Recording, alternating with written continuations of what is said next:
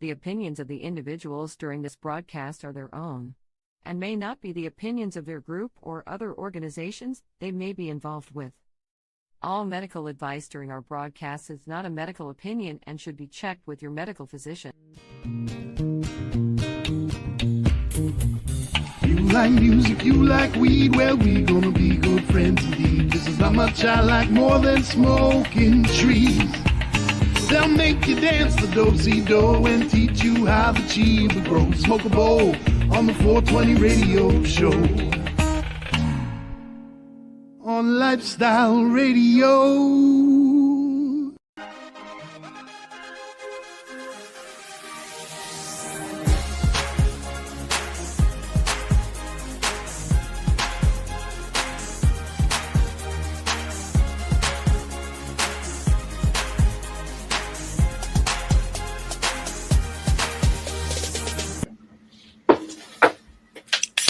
That was kind of abrupt, wasn't it? Yeah, that was ta-da! Even Mary Jane laughed. Hello, Leonard. Can you hear me? We can hear you now. We can hear you, Lenny. Just wasn't sure if headphones worked. Yeah, we went through this last week. Okay.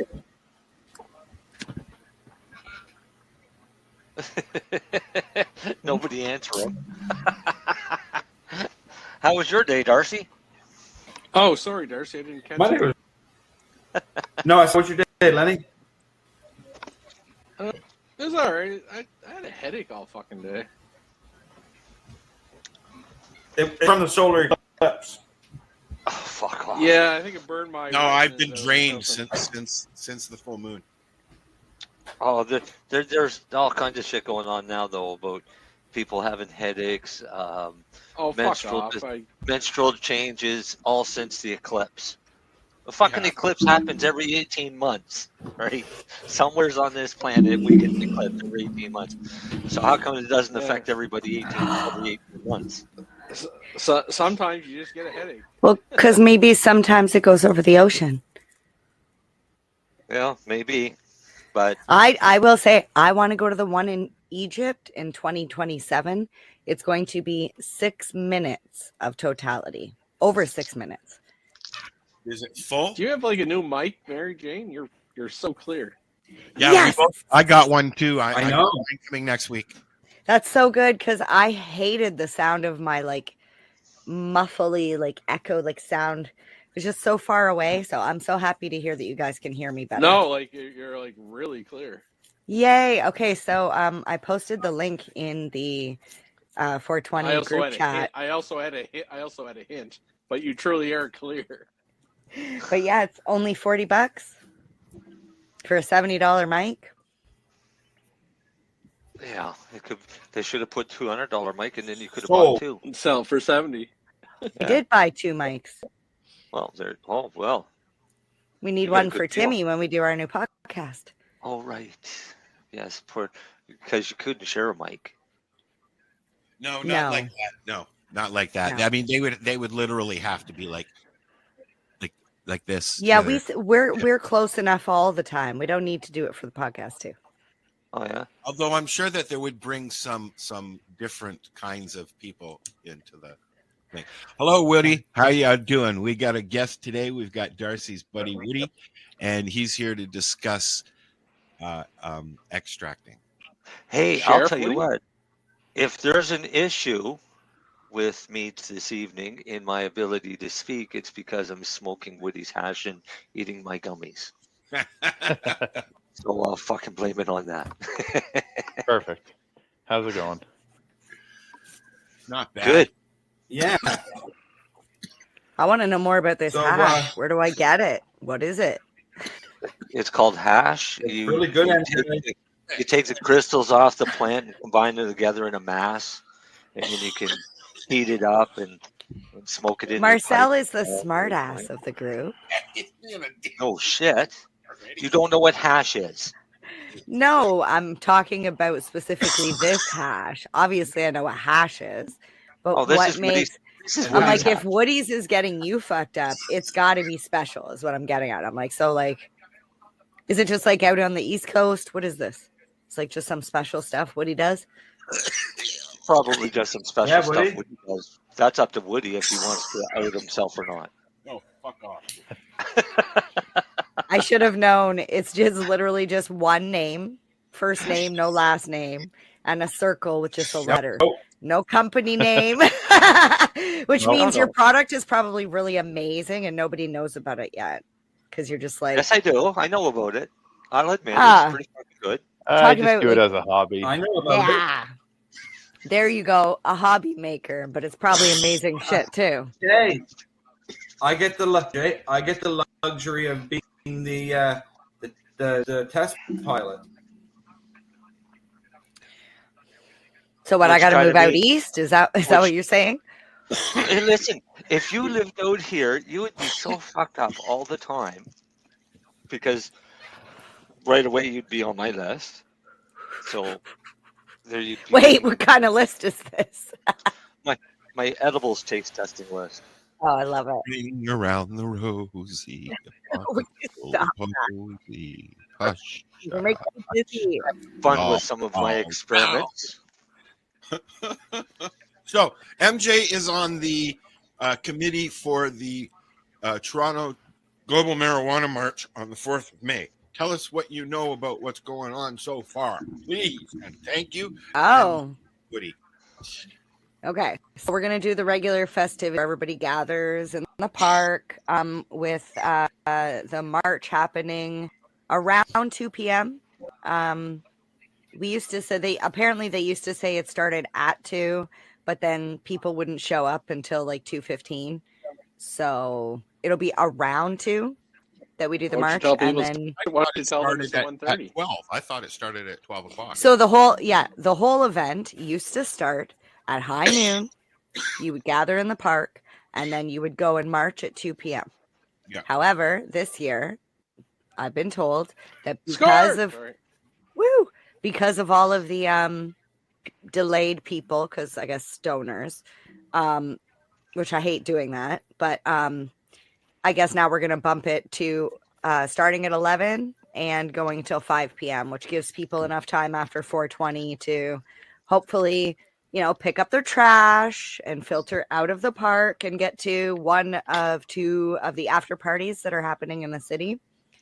There is the Can I Kick It event, which is happening, which also includes a first time premiere of the documentary about Ross Rebliati, and he will actually be there as well. Ross is coming. Yep, he'll be at the Can I Kick It after You party. should send him a note telling him you're going to be there and that you want to talk to him a little bit. I may or may not be there because there is another event that is happening that evening, which is the Got Loud event. No, we have to clone you then. Let's If clone. you have that technology, please. Donations to clone MJ. Oh, that would Yes. be key. Sorry. It would be nice if you could put my no. brain in the younger Tony, version of One's me. enough. Yeah, you can't duplicate perfection twice. I'm sorry, that's just not going to happen.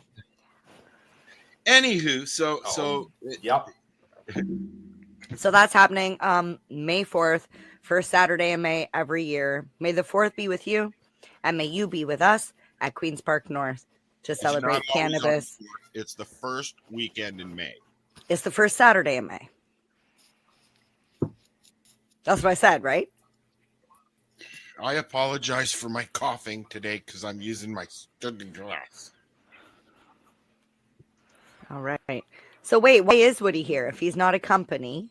What are we here to talk about with Woody today? What is his expertise? That's up to Darcy. Darcy is your guest. Come on now. Well, I brought him on. Oh, well, Darcy doesn't remember why he brought him. Brought him on to talk a little bit about different extraction methods that he's with and his new extraction sugar. You're breaking up 3 bad, people Darcy. now.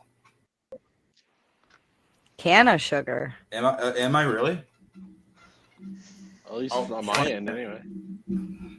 I hear Darcy, okay? Okay, is it just me breaking up? We're breaking up? What? No, can you hear? Is that Yeah. better? Now? Yes. You're in the there. You keep going from green to red to yellow to green to yellow to green to yellow. Is that Shut off. internet? Darcy, shut off your video. It'll help. So My camera. Yes, I'm going to shut my camera off. I did it. Well, that's cool. Different extraction processes, because Yeah. I like a lot of the beverages, but they have way too much sugar. So how would you go about infusing that sort of thing? Like, what would you infuse it with? Like an isolate, distillate? What? Isolate. How isolate sugary like is that? it? beverage? Well, An both. isolate? Both. Yeah. Holy delay. For An Darcy. isolate. Yeah. What's that? He's like he's having a conversation with himself. yeah, like he's really like his sound a delay. bad for me. Welcome to the WDL show. What would Darcy love? What would Darcy? Oh, that's two W's. What would? Well, Lennie I'll does have Woody. Lennie does Woody. Bend yourself. I'll have to change my name and just go the Waltzer. All right. Well, I'm going to jump in here. Woody, can you hear me? Yep. Hey, is Woody's internet working? Let Woody speak. Yeah. Let's see if Woody's internet is working. Woody, tell us about what you do and what you're experimenting with. I know Darcy has a squisher. I have a squisher. I think Dale has one as well, or he's getting one. So, I got my magical butter machine. That's what I hit use. us with what you do. All right. Well, I guess maybe some people have seen my Instagram page. I go as #rookie or #_rookie. Okay. And I've been sharing sort of my journey through extracting for the last, I think, 4 years I've been at it. Ever since it was made legal to be able to make hash in Canada, I started doing it again. And I've just been sort of playing around with everything, seeing what I can do with cannabis and what it can teach me and what I can learn. I started out doing a lot of water hash. I can't hear us either.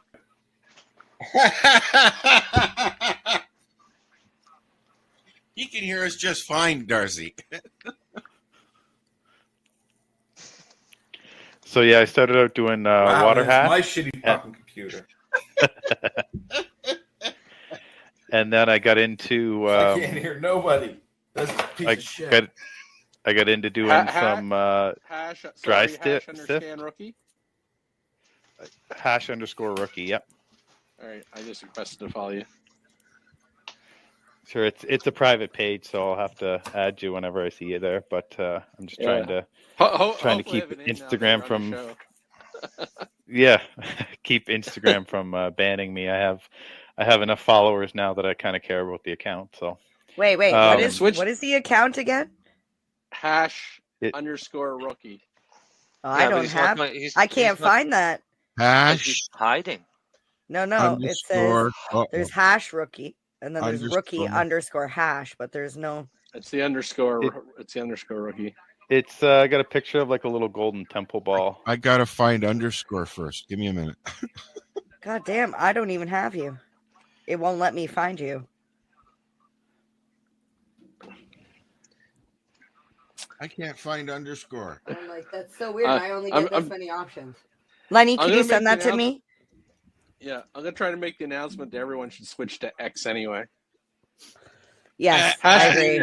Hash community has to get to X. We're on X, just at the 420 radio show. There's no hashtags. Elon doesn't block us. No, but you know what? Here's the funny thing, okay? Facebook is the one that's notorious for blocking people and shit like that. But yet their Facebook new thing, owns Instagram. Threads, their new thing, they don't do shit on there because they're competing with Twitter. Right? But Twitter has added a pay feature now. There's a lot of things you can't do. You can't edit your posts on Twitter now. unless you have just don't fuck it up the first time. Yeah, exactly. Yeah, no, I'm trying to do everything on X now. So, anyways, back to Woody. Sorry, Woody. No problem. Yeah, so then I kind of got into doing some dry sift and static tech, things like that, glove tech. I've been talking to a few guys who are really into that down in the States, and they sort of lit a fire under my ass to try it out. And with all of that, I get a fair amount of food grade just left kicking around that I didn't really know what to do with. So I started doing stuff like making butter, and then I got into doing like grain alcohol extractions, so tinctures, and then trying to figure out how I could infuse different things with that tincture. So I landed on sugar and been working that tech for a little while. So, but you're mostly just having an experiment, right? Yeah. Like I started out making, I think it was probably maybe 5 or 7 milligrams per gram, and I wanted to see if I could get it up to about 1,000 milligrams in a teaspoon. And my last batch, after about probably 15 attempts, slowly walking it up, I'm pretty sure I got there. Darcy and a few other friends who are like quite high dose people tried it on 420, and they were all just leveled. So I think I'm about at that level right now, but it's not the consistency I was looking for. So yeah, I'll have to keep trying other stuff. I tried the hash. I tried making hash last year. And I wasn't impressed with the outcome or the amounts. I have a press here, and I haven't been using it because I am not impressed with the return that I'm getting out of, Haha, impressed. I'm not. I'm not. So I've ordered a pre-block, and I'm gonna try that, and then if I have to, I'll start using bags, but I don't like using bags. What are your thoughts on bags and stuff for rosin? Oh, hash rosin or flour rosin? Flour. Or both. Flour, yeah. I mean, I guess I'm pretty well bags on both. Right. It helps you get like a lot cleaner. If it's for your own personal, then you don't mind a little bit of stuff or like a little chaz on a banger or something, then they're not cheap. They're like $1 each or something. Yeah, so that's you could thing. get away. Yeah, I mean, you throw a little block in between some paper, and you get the same thing. I don't mind little pieces. I take the pucks and I throw them in my magic butter machine after anyway. Yeah, but I would say if you are going to do bags and flour, that I would get the conical one, like the tube, and do the bottle tech, because you'll get probably double the amount that you would normally get. Really? Just squishing. Yeah, the bottle tech or the chottle or whatever they want to call it, where you kind of tuck the bottoms of the bag in and make the bag a circle. You get way more because you're getting much more pressure in a smaller area, and you can up your yields by. I'll have to look up sometimes double. I'll have to look at that. I mean, I've been getting. I haven't done more than 7 at a time, and I'm getting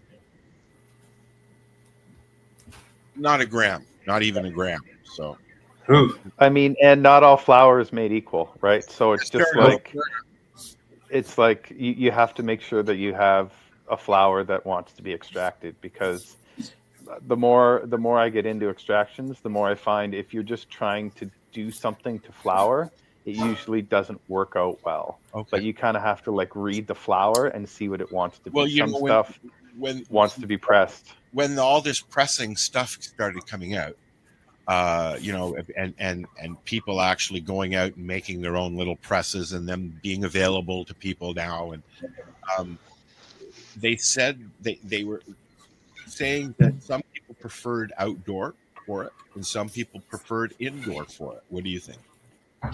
I think depending on how they're grown, I could see why some people would say that. Like you tend to get a better terpene profile off an outdoor, just because of the way that you get that full spectrum sun. Yeah, well, it's natural. And a lot of the times you get the terroir of the ground, because you're growing inside or like into the ground versus growing like in cocoa or something with salted newts.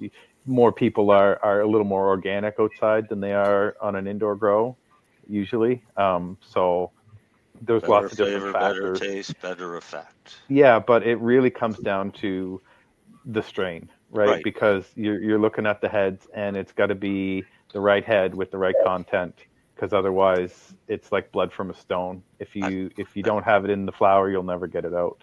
And there's if it's not, if the oil ain't there, you know. But exactly right. Or if it's not there in the right ratio, because sometimes you can have too much wax versus oil, and then when you're trying to press that out, it just doesn't work well for you. Whereas if you left that as flour or done a different extraction on it, then you would have got a better yield or a better end product. Like I'm not a big fan of BHO, but some stuff is just meant to blast, right? Like that's where you're going to get your best yield and the best showcase of what that plant has to offer. And some stuff is just meant to be flour, and other stuff can be hash and rosin and a bunch of different other things, right? But it's just kind of playing around with the plant to figure out what it wants to be in its best form, right? And then just trying to respect it enough to be able to do that for it. And it Is all there a can be turned structure into oil. of the flower when you're looking? Like if you're looking at flowers, is there a certain structure? Like dense or airy? Obviously the heads are the bigger the head probably.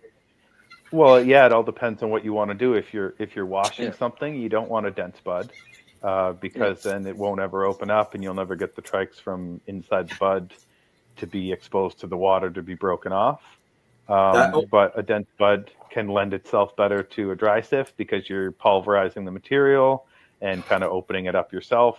So it's just knowing all the processes and being able to look at what you have and decide or listen to it and figure out what it's telling you it kind of wants to be. That's why TOG, Lenny. That's why TOG always used to dump but the hidden pastry didn't.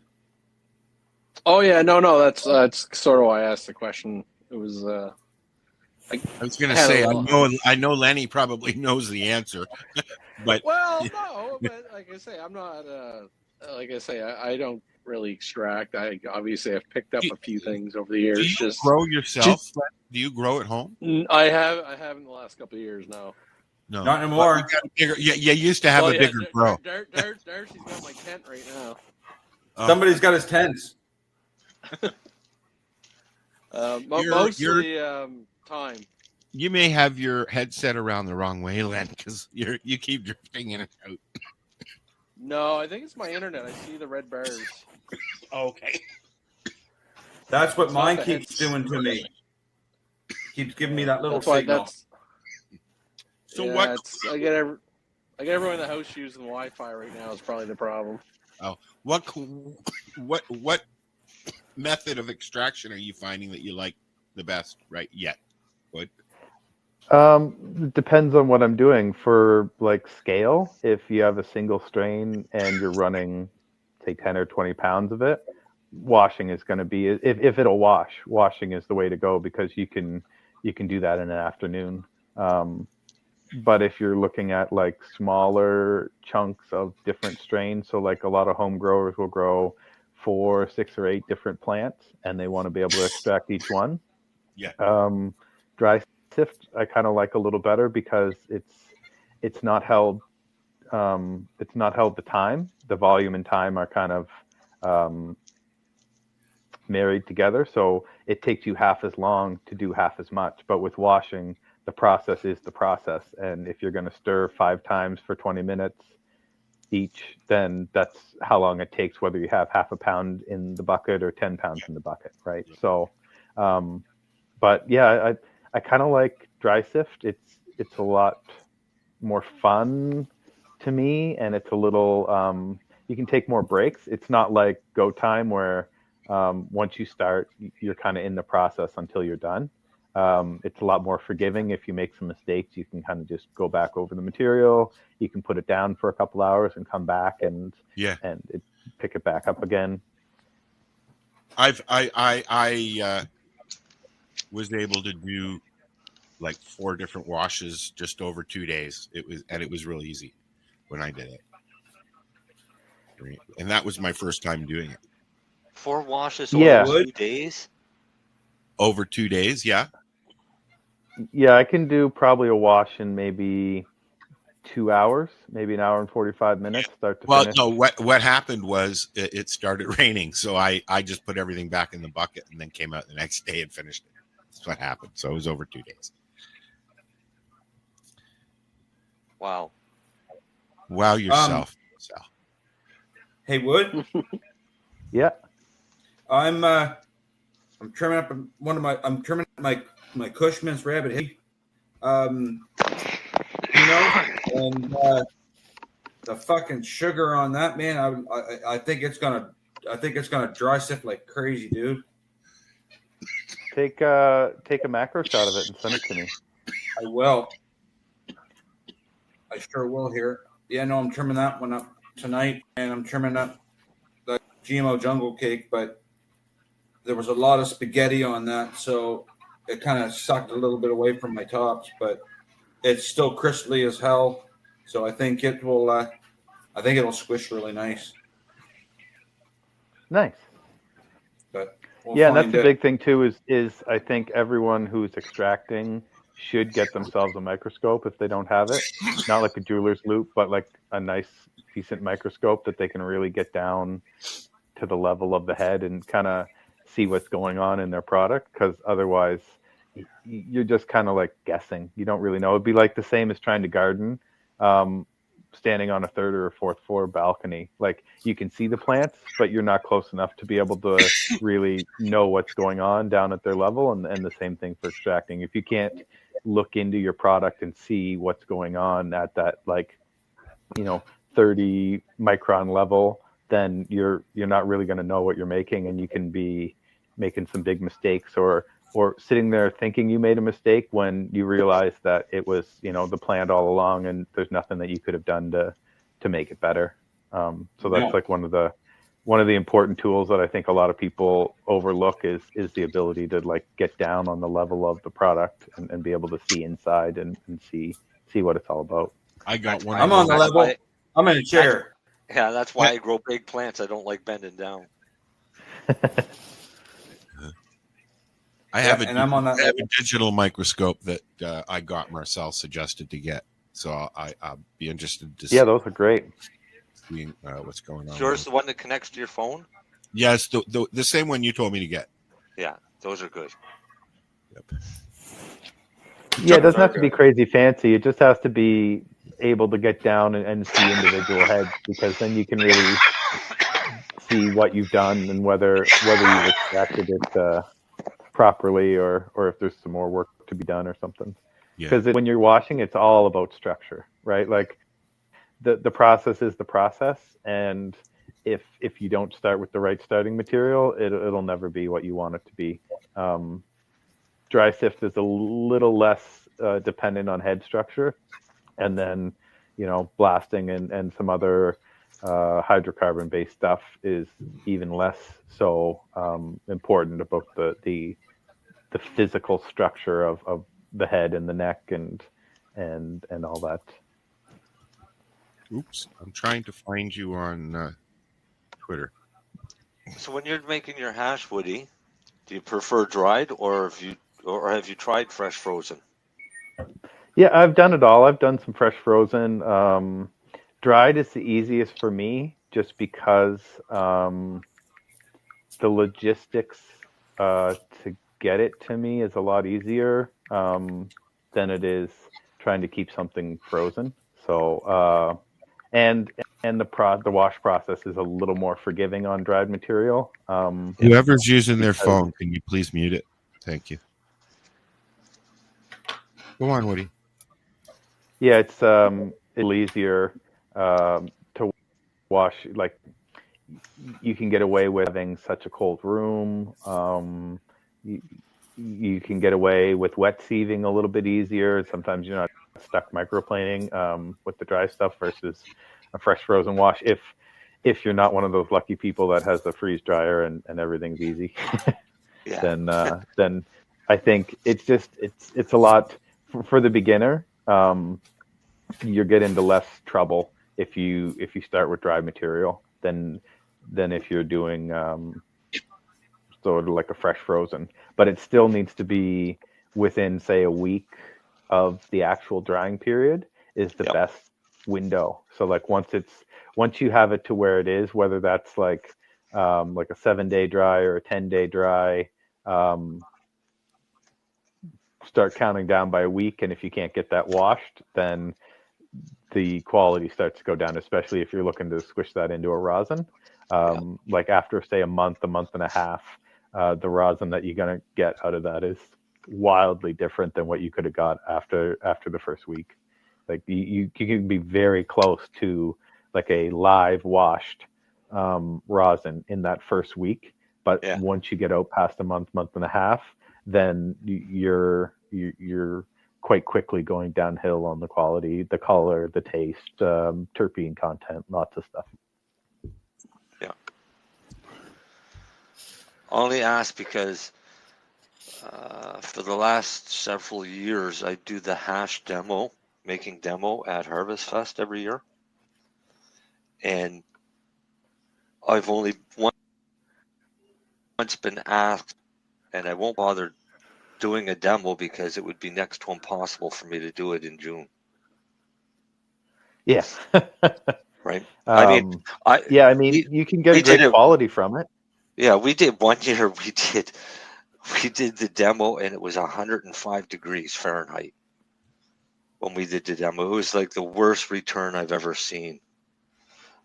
The ice was melting before we could even get it in the bucket. Like we were putting in bags of melted water or melted ice. Sounds like washing in the 90s in hot barns. Yeah. Well, this basically what this was. It was a miserable day for it, but it's always fun. Yeah, I mean that's one of the reasons why I picked up extracting, especially the washing side of it. Was I don't actually live on the East Coast. I used to. I moved away a while ago. I won't tell you exactly where I live, but minus 50 wasn't out of the question, and negative temperatures for 8-9 months of the year were also not out of the question. So it was really easy for me kind to of just in that situation now because just open up a window and then you have a cold room, right? You don't need any of that fancy equipment. All your water you could just put outside for an hour and then it's all chilled, right? So that's one of the things was I was using my environment to my advantage when I was washing a lot because I was in the environment. I do the same thing here though, but I do the same thing here in Nova Scotia. I make all of my hash usually in November outside because it's cold enough that my temperatures stay nice and low. I've just finished my harvest, so now I'll make enough hash to last the year. Every once in a while, I might just, if I've got a bunch of excess laying around, I might just run off a batch. But usually right after harvest, when it's cold, is when I make all the hash.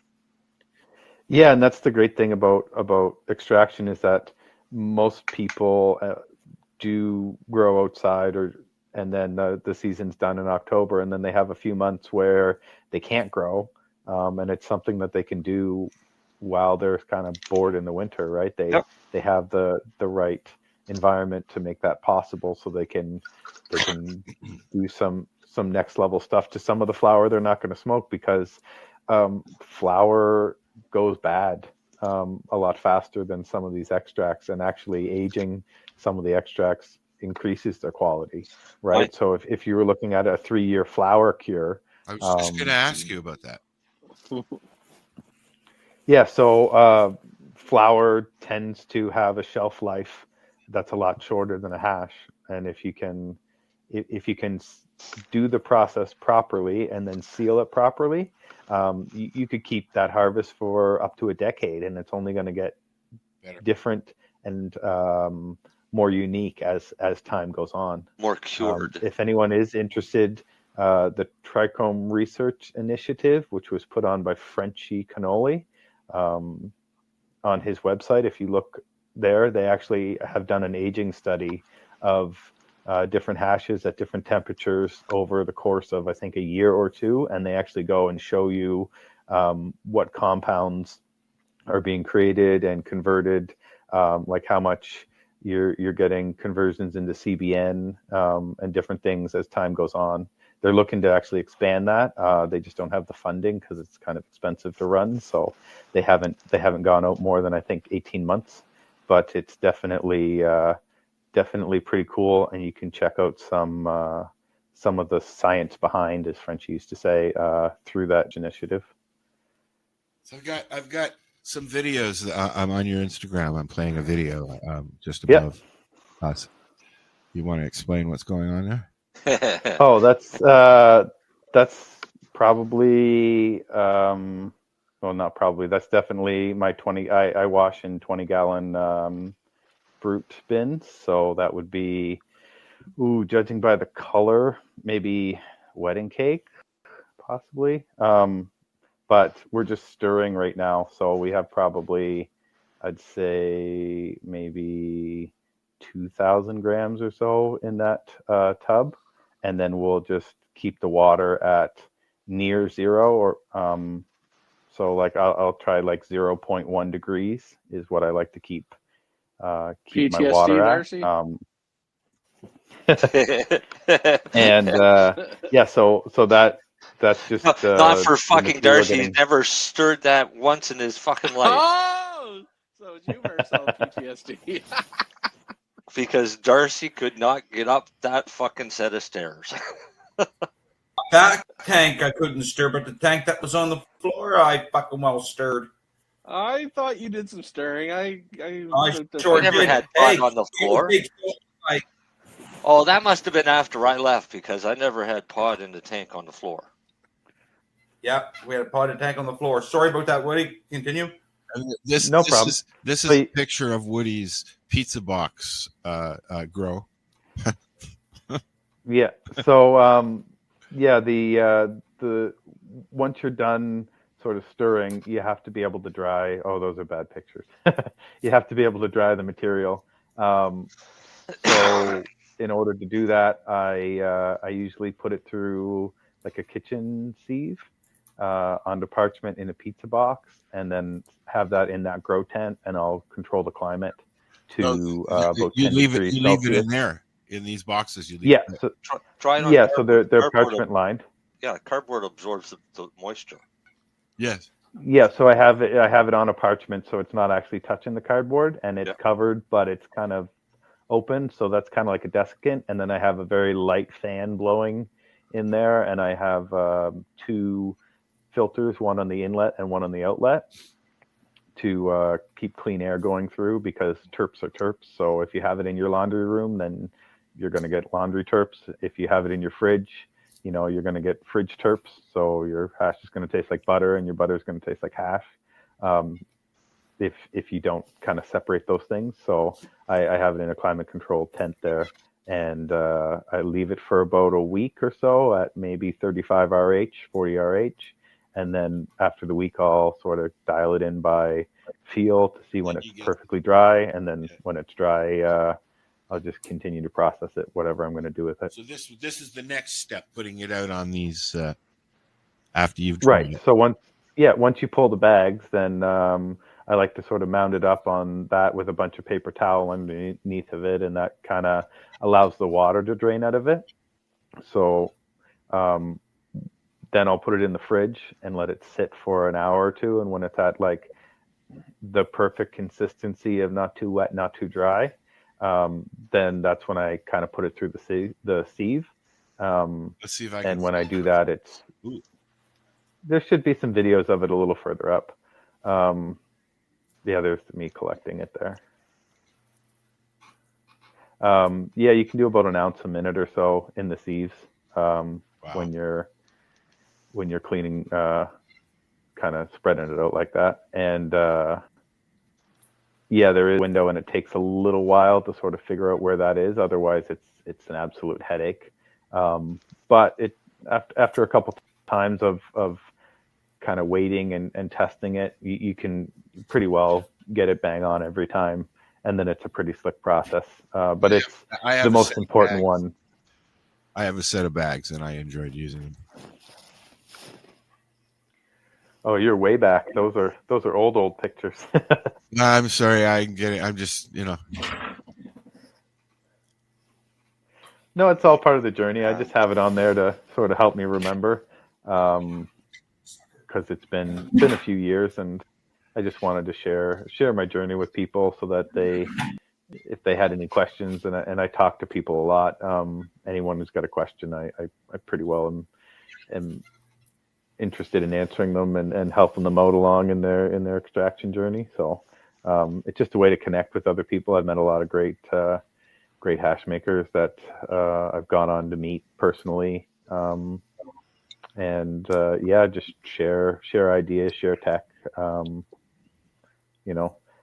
Get out of some sticky situations when you think you screwed up, and you can call somebody else, and they're like, "Oh no, you just do this, and you'll be fine," and saves your ass that day, and then you pay them back another time. So.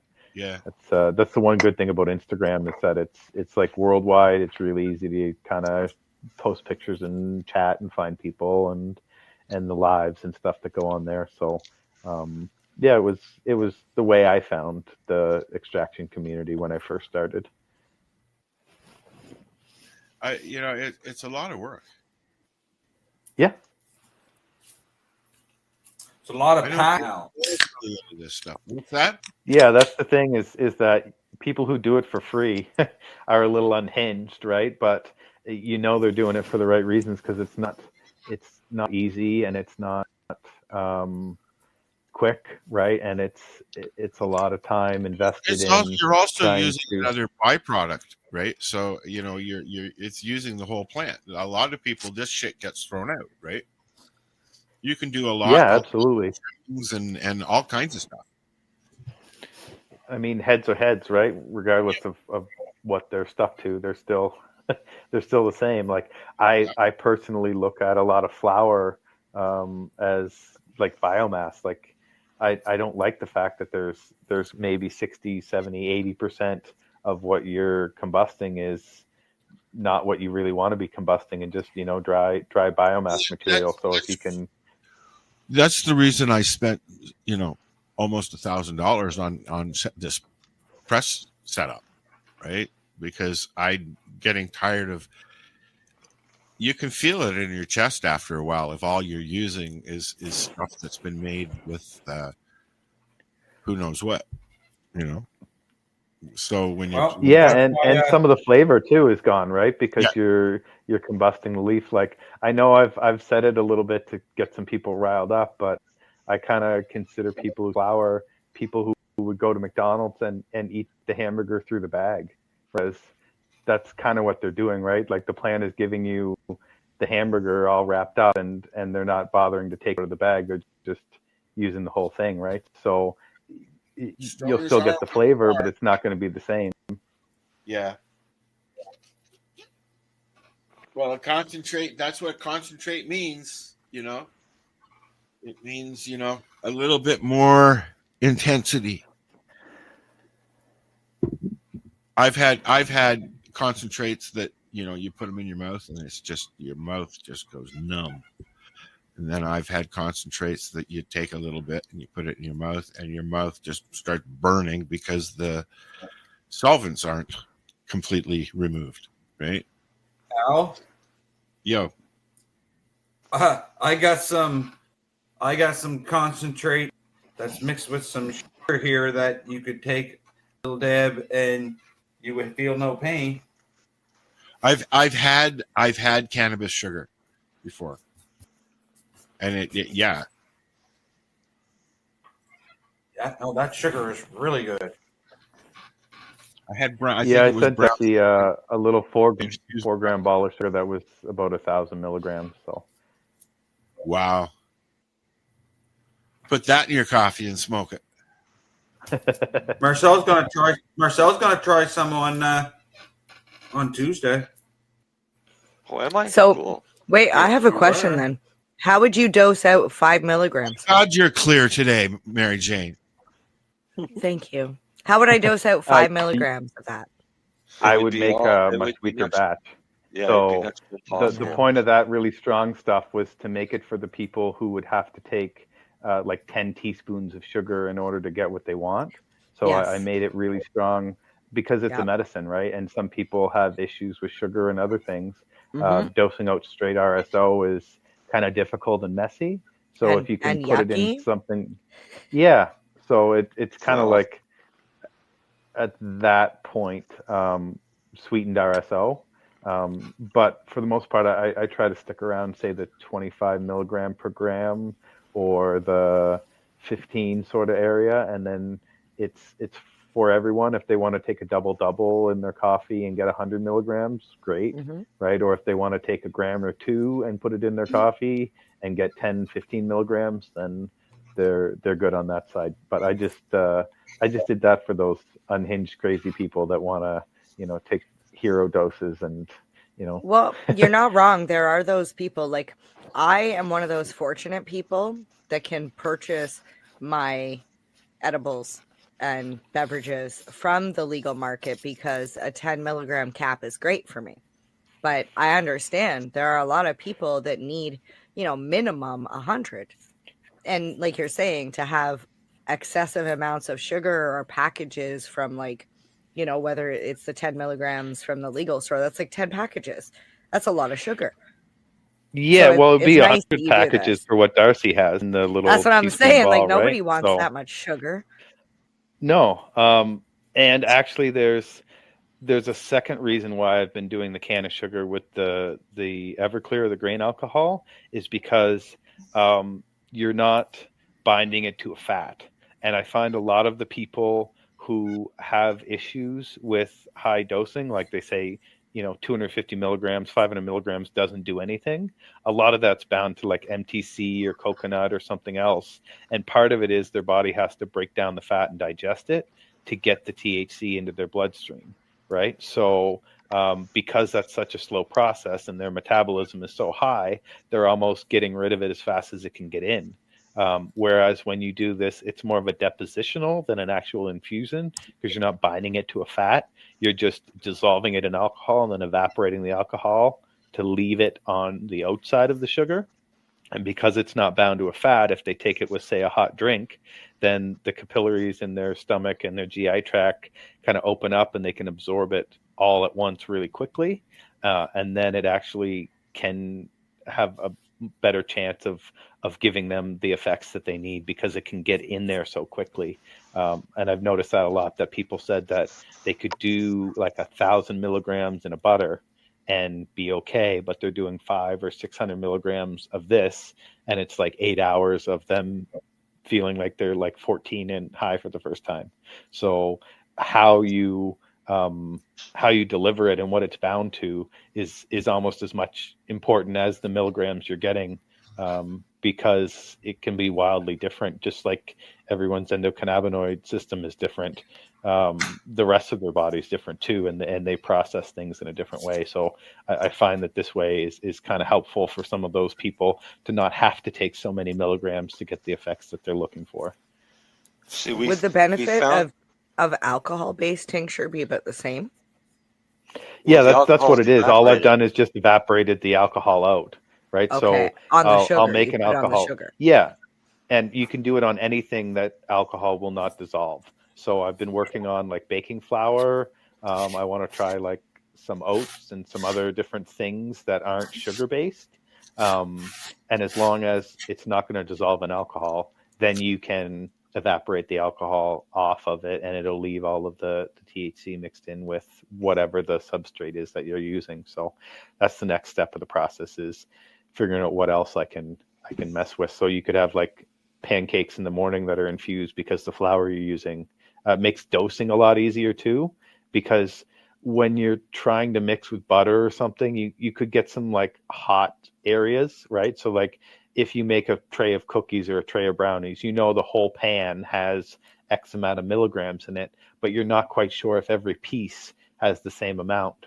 Well, if you could put a little bit in each pancake as you went, of the flour, then you'd know, okay, I put 2 grams into that one pancake. It's guaranteed to have that, instead of having to eat the whole batch or kind of hope that you didn't, mix it improperly and you have all of it in one and none of it in anything else, right?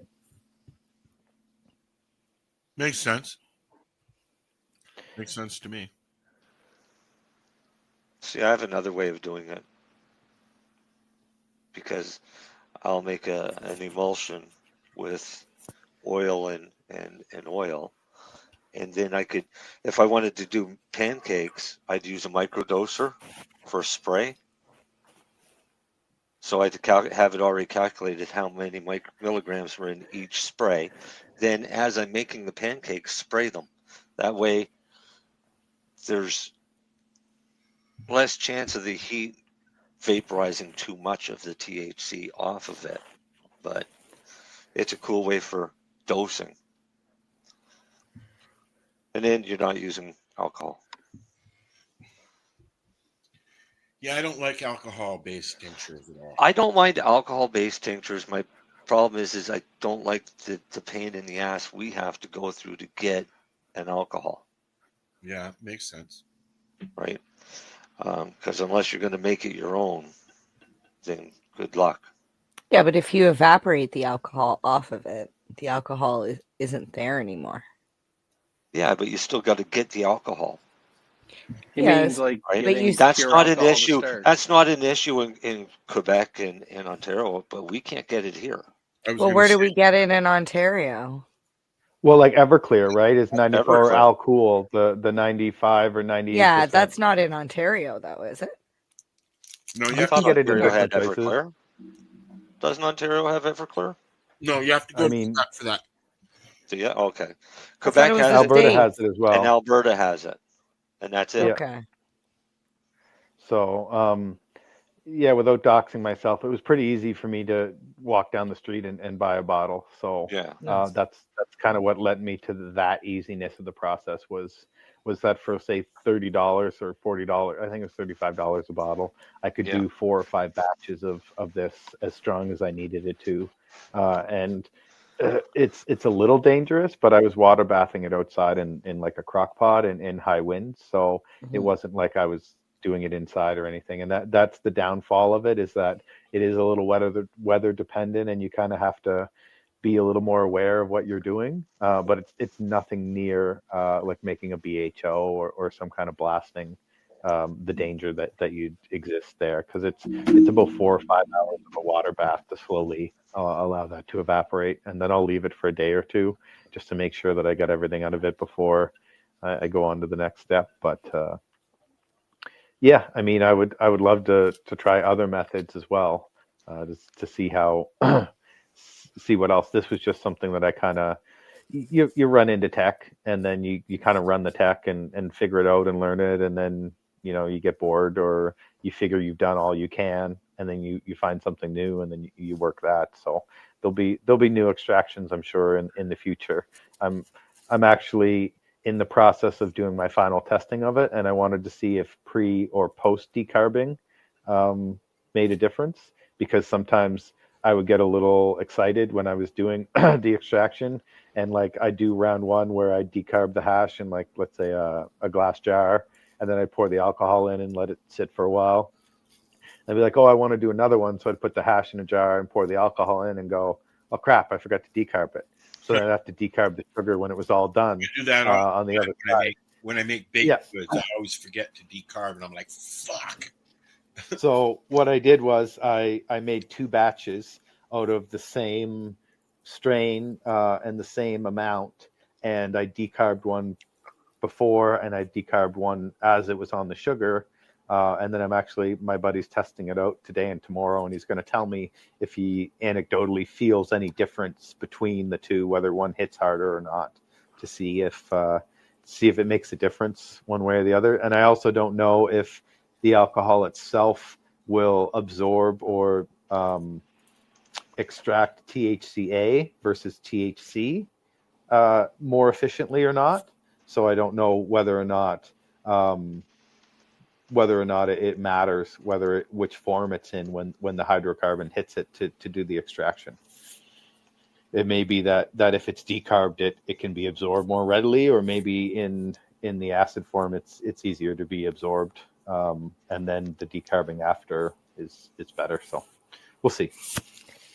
I'm almost curious what happens if you don't decarb at all, because like you would still get the benefits of the cannabinoids and the THC like milligrams. No, Just no, wouldn't feel because high, right? if it's not delta 9 THC, Yeah. then it's not going to turn into hydroxy 11, which makes you really high from edibles. Yeah, but I don't want to feel. I can't, like, if 10 milligrams makes me feel drunk. So like when Woody says, yeah, I have a 25 milligram, if they want to double up, they can have 50. I'm like, yo, I can't even have your one dose. I can't even have half of your single dose. So I'm like, maybe like, and Woody's saying that the alcohol-based tincture affects people more than like a butter or an oil. I can't even have it in an oil. No. Your uptake is different when it's attached to a sugar. When it's attached to an oil, all right, lipids, your uptake happens in your small intestine. So it's already gone through your stomach and into your small intestine before those lipids are absorbed into your bloodstream. Okay. When you attach it to a sugar, all right, any of the sugars, natural sugars, when it's attached to a sugar, it's actually, the uptake happens in the stomach lining. So you have a faster onset, right? Because as soon as it gets to your stomach, it starts uptake right away, versus having to be digested in the stomach and sent to the small intestine for the uptake. So you have a faster uptake, and some people claim that based on the same size dose that it's a stronger effect with a sugar uptake than an oil uptake. Okay. But then you run into the ones that say, well, I'm diabetic and I can't have any sugar. I don't care about the sugar. I'm just trying to get the cannabis without the high. How do I eat the cannabis without getting high? So then go to a 1-to-1 strain or THCA. Well, that's what I was saying. If you could make THCA the sugar, but not decarb it, because as soon as you decarb it, it goes from THCA to THC, right? Okay, so THCA is really great for pain. Yeah, so my only question for like when Woody said he did one before and one after, well, what if you did one that you didn't decarb at all? I know I could try and send it to you, and you can let me know how it is. It takes longer. Most people would say it didn't do anything because they didn't get high, but I don't want to get high. I just want to feel healthy.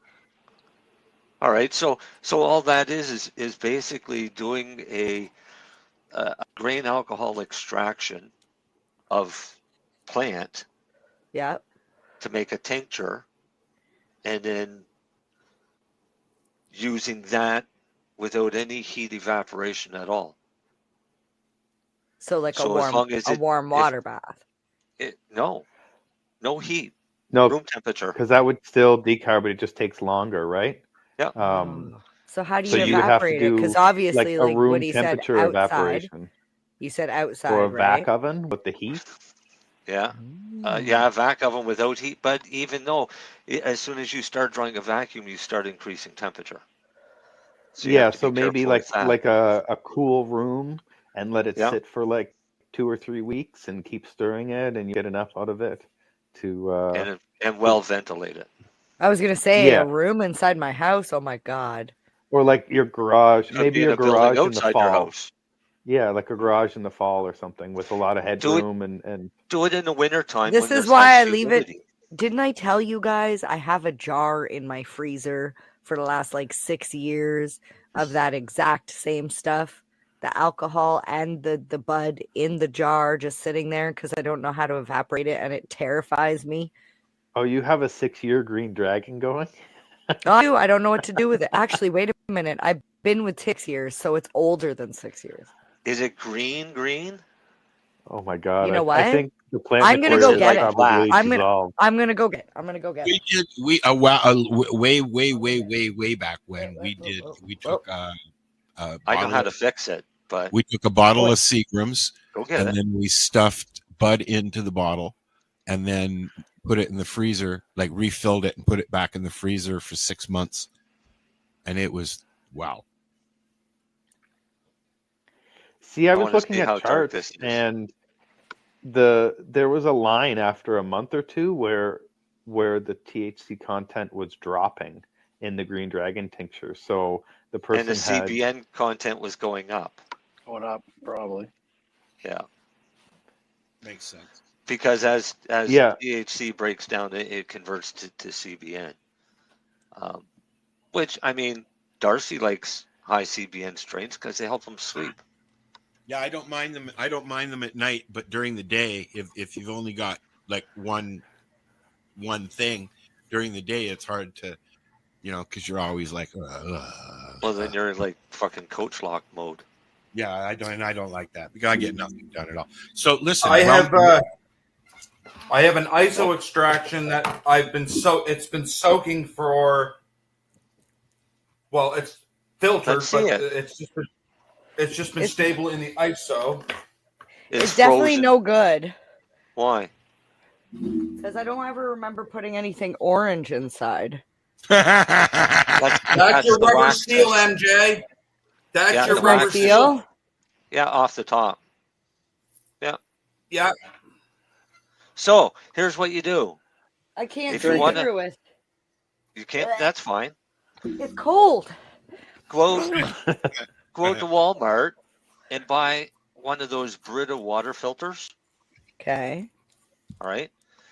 We talked about doing this with something last year, I think. Same thing. With the charcoal filter, rinse the charcoal filter with a little bit of alcohol first, just to rinse Okay. off the dust, and then pour that through the filter into the container.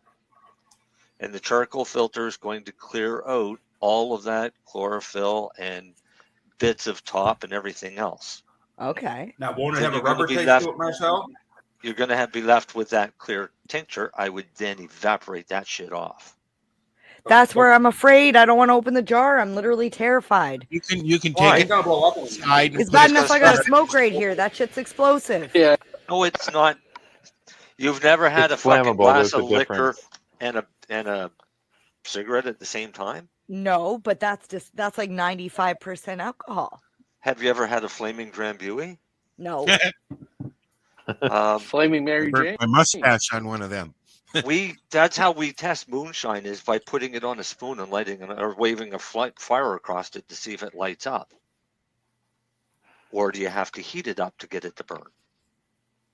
Well, a long It's- time ago, we had an induction top like a cooktop that you plug in.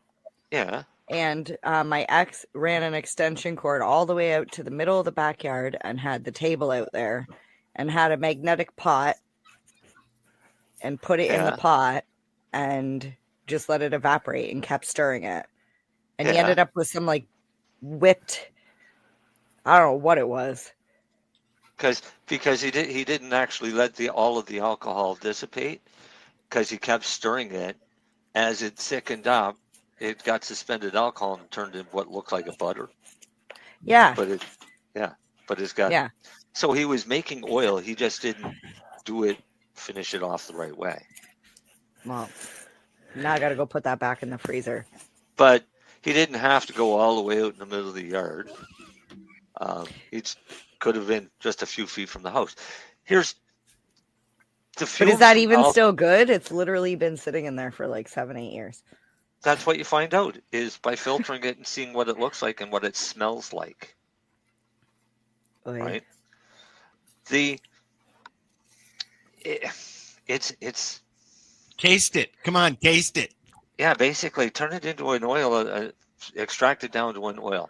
So alcohol fumes, what they have to do is, if you want them to blow up in your room, you've got to get about 20% volume all right, of alcohol vapor to light up. The problem is alcohol vapor is heavier than the air, so it goes down first. And if you have it on an open flame, that means the vapor is going down, catches on fire, and goes up to the top, and the alcohol is burning off. So what you do is you direct a fan so that the fan is blowing on the side of the pot, and it literally blows all the steam across the top and away, as well as keeping it away from the heating element. I don't suggest using an open flame ever for doing it anyways, but I'm just saying. No, that's why we had the induction top. Right, but even then, set up a fan to blow across the top and away from the induction, because you don't want those vapors going down inside, because those induction heaters also have a fan. I can see that's why Woody says you got to like get a nice breezy day. Right, but also if you do it in the wintertime, you have less humidity. All right, wintertime is drier than the summertime. So you end up going a lot faster. And 10% humidity can make the difference between 1 to 2 hours in boiling off. So, tips and tricks of doing something. Are we ready for a commercial? Illegal. We are, and then we have your question. My question. Questions. Okay. Yeah. We'll be right back to the 420 Radio Show.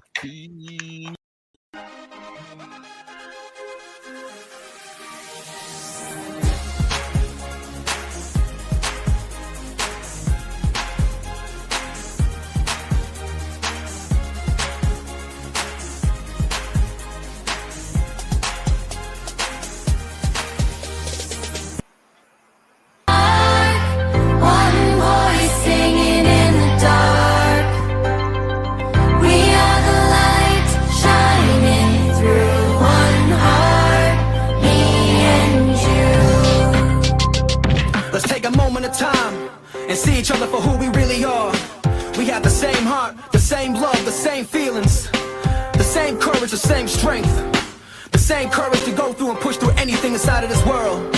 Link our hands together, show each other what love really is, and never forget it.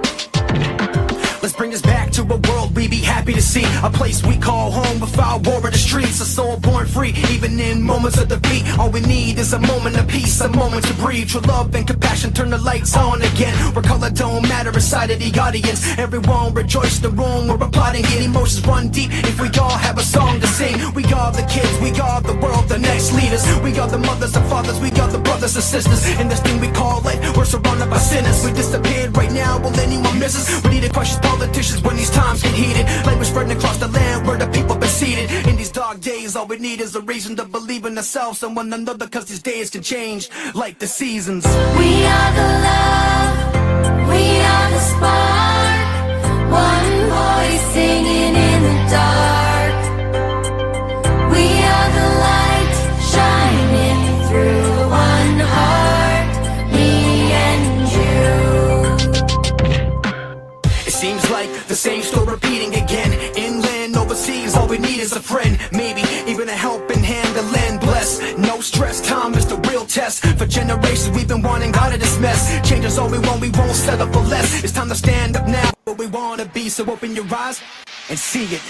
We are the love, we are the spark, one voice singing in the dark. We are the light shining through one heart, me and you. The same love. We are the love, we are the spark, one voice singing in the dark. The same feelings. We are the light shining through one heart, me and you. Let's take a moment of time. We are the love, we are the spark, one voice singing in the dark. We got the same heart. We are the light shining through one heart, me and you. The same courage, the same strength. We are the love, we are the spark, one voice singing in the dark. The same love, the same feelings. We are the light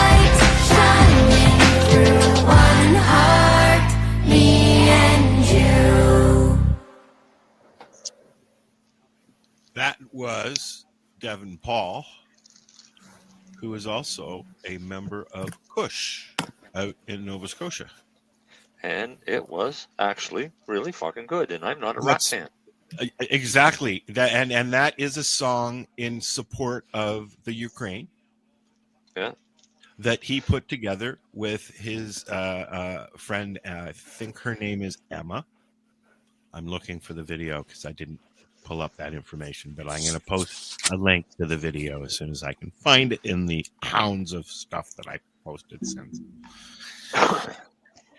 But yeah, I enjoyed that. I really did enjoy that. Yeah, it was good. I actually listened to the whole thing. He usually walks away. Yep. But no, I'm glad I stayed and listened. It was worth it. All right. So I mean, there are a group of young guys that are doing their own thing, and some of the stuff that they put out is really good. Tommy has released some songs recently as well. So it's called "We Are the Love" for Ukraine. It's Devin Paul featuring Emma Stevens. Yeah, man. So cool. Anyway, okay, shut up. How about we do this? Before the show, Al and I were talking about what I'm doing. And what I'm doing... Hold on one sec. This is how it grew to me.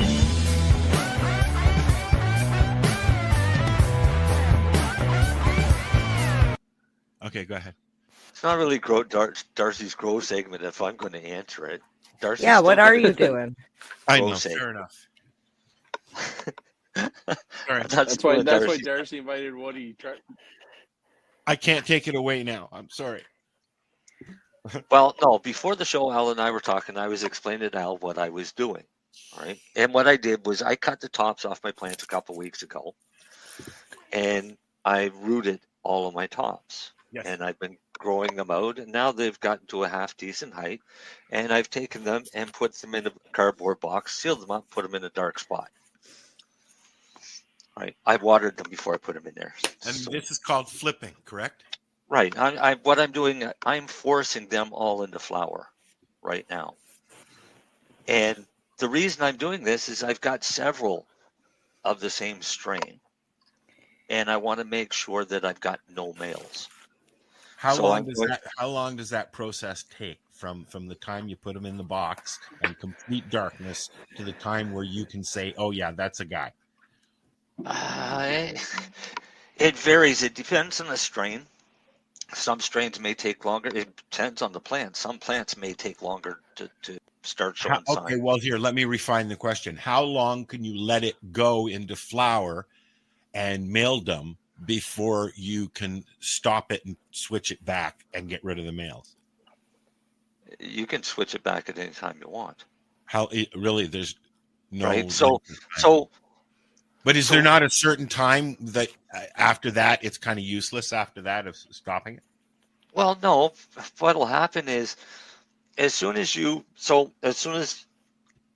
I'll check these after 48 hours, right? I'll leave them in total darkness for 48 hours, and that's when I'll start checking them.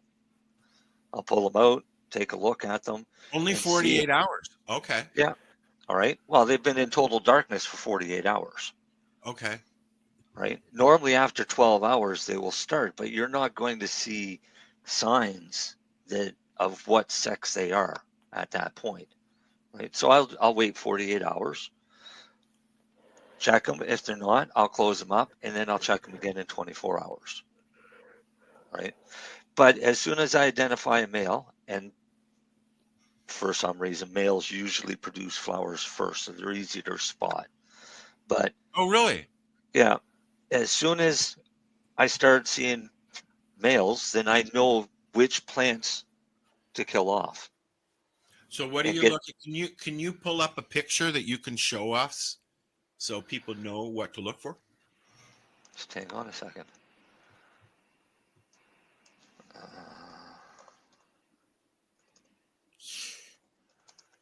Dead air. And don't send the one that actually has like the real penis attached to the cannabis plant. called a pistol. No. There's ones that they actually like photoshopped a green dildo onto. Oh yeah, I've seen those too. It's like, this is how you tell a male plant. I'm like, that's not true. That's false. Fake news. But they do have balls. Yes. They do develop little balls. Those don't come out for a little while. Well, no, you can tell, like, when Marcel's saying, like, when they start to show, you can tell right away whether or not it's female or male. All right. Buddy said in one of his comments there while we were talking about distilling and stuff, he said that you can get a water distiller and convert it and use it for alcohol. But when you do that, you have to make sure that you change the seals, because the water distillers, the seals are different than the alcohol seals. So you have to actually get alcohol seals, or the same thing's going to happen as with Mary Jane's bottle of distillate there, or not distillate. My glass jar. Yeah. Because the rubber will just, the one thing that alcohol will destroy is some kinds of rubbers. Yeah. Well, I have activated charcoal, like the loose activated charcoal. So I could create my own filter with like cheesecloth. And so did you find anything, Marcel? I'm looking. I like, you can tell the girls, because the girls get these like little like hairs that come, where men get like the little sack. That's the little pic. That's the picture she was talking about, not to show. Well, you could show it, but this is not what a male plant looks like. All right, I'll show it anyways. Yeah, just for the fun of it. Because maybe I just want to see it. You want to look for. Oh wait, it says Al started screen share. There we go. I had just. It's even got a vein in it too. Sorry, look at that. That's crazy. Tell me if you can see this one. Okay. After Al turns his on. This is the proper one. There's here. mine.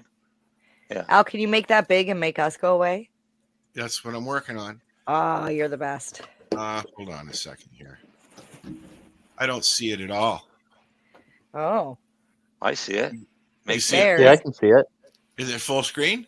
No. No, it's right at the top with everybody under it. No, not that one either. Can you not make it full screen, Marcel? No, I have no options to do anything here, Al. Well, fuck. Is that the best we got? Here, Okay. let just give me a second here. I'm gonna pull it up on mine here. Oh no, it's me. Just hang on a minute. Damn it. Sorry, we can look at this new microphone. Do you want me to give you the link for it, Al? Yes, please. Gorgeous. Such it. clarity. I know. MJ should have clarity for you. Right back at you, buddy. Oh, it's not buddy. Who's that? That's I can't read the name. Warrior blah blah blah. Everything's so tiny. How do we make this bigger? Yeah, everything's really tiny. I thought I had it on full screen, but Did you get the link? Yes, sir. It's just a picture we want to see, right? Yeah. The link should have been just for the picture. Yeah, it is. Yeah.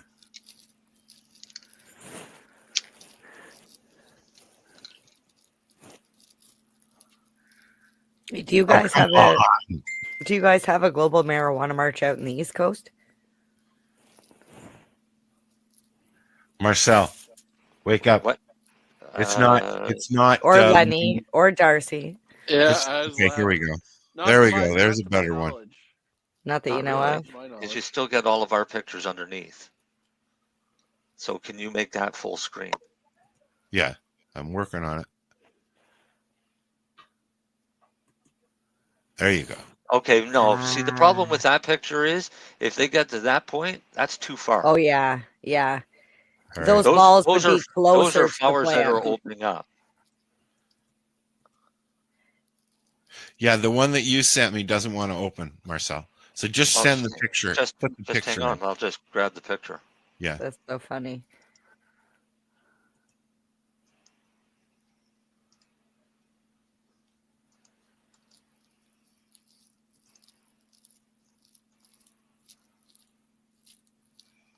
now. Just click. It says couldn't send.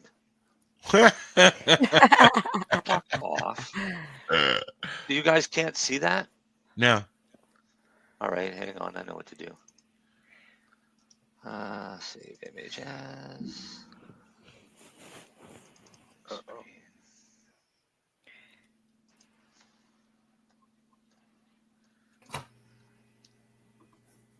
Hey, Al. Yo. While he's doing that, I was going to talk tonight about just a little bit about. Oh no, I didn't get to finish. Can I finish first, there, Darcy? Go right ahead. All right. Because Al had another question with that, and the question was. Oh my God! I just tried to click on that. Tried to click on what? It looked like you sent it to me, and I tried to click on it. I sent to everybody. But anyways, the other part of the question was, after I flip them, and I figure which ones are the males, then I'll put them back under veg and let them re-veg. Okay, so one has hair and one doesn't. Right. One's got balls. The other one's got feelers. Those feelers are collect the pollen that those balls are going to spit out. Usually what are them feelers called, Marcel? Oh, fuck off, Darcy. Labia. What are they called, Marcel? I don't know. I'm high. They're pencils. Aren't they pistols? Pistols. I thought it was pistols. Yeah. So they'll go back into re-veg. When they go back to re-veg, it's going to take a few days, which means they're still going to produce flowers. And sometimes you'll get, a small buds the size of your thumbnail, or your. Is that also why you get pinky. Seeds every now and then? No, you get seeds from males. All right. Or from stress. But when you let this go back to re-veg, the plant gets all fucked up. It goes just ape shit, all right? And it'll start growing out all of the leaves as only single frond leaves. And eventually they'll break into 3 frond leaves. Then you'll get your 5 and then 7, 11, whatever it is. And you literally go into the bottom of the plant and take off all of those old buds and throw them away because they're useless. Okay. And then you said, can you cut clones off that? Yes. You can So you can. Okay. Yeah, well, that's how you know that it's a mother-female plant, right? So from, I'm at the first tier. I can see the second tier starting. How long do I let this go before I flip them? 30 days. Yeah. Okay. 30 days. You want at least, 5-6 sets of leaves before you flip them. Can you let them start on their own and then set it back? But what are you flipping them for? To find out if they're males. It's out of fear that they're going to be boys. Are they? They're not autoflowers, are they? No. I'm not talking. I've got one autoflower going, but no, I'm talking about regular seeds because I have an abundance of regular seeds and I need to learn how to. Okay, so what you do is you grow them up. Yeah. Let them grow up until they're not quite a foot high, but at least 6 sets of leaves. Cut the top off and root it. Okay. Right? So you're basically taking the very first clone off of the plant, you root that. Once that produces roots, you grow that up to 4 sets of leaves. And then when you get to 4 sets of leaves, you throw that into the dark. And that will tell you whether you've got a male plant or a female. So plant. it just has. So I could just take everything downstairs and put them in the dark room instead of putting them in a box. Is what I'm getting at. Sure. Yeah. Okay. Yeah. I don't have a dark room. So Well, once I close that door, there ain't no light getting in there. So yeah. Put a fan in with them. Oh yeah, I have a fan in there already, and I'm gonna before I put any plants in there, I'll be putting in the fan and all that. Yeah. And make sure it's clean. Of course, yes. It hasn't been used yet, so it's clean, but it'll be wiped down before I start anything. And if you want to have But if you want to make it really fun and get really fancy, then when you put them in the box, you put them in there with a CO2 generator. So that you have something in there producing CO2 into the plants. Yeah, but then you're going to pay the carbon tax. You get paid the carbon tax. So how do you make a CO2 generator? An empty water bottle, some sugar, salt, or sugar. But let's find a video. Let's find a video and show. It's fucking yeast. Yeast and sugar in water. Oh, is that it? That's it. You throw some sugar in some warm water and throw a package of yeast in it. Put it in the box. Don't put a cap on the bottle. Yeah. Put it in the box with the plants when you close it up. Mix it up. No, just let it sit there. It knows what to do. All right. It's alive. It does. I love your description. It just sits there and comes to life and farts and farts and farts, and as it farts, it produces CO2. It's the simplest CO2 generator you could ever come up with, and if you don't tell anybody, there's no carbon tax. Actually, the amount of CO2 it produces, the plants will use it all.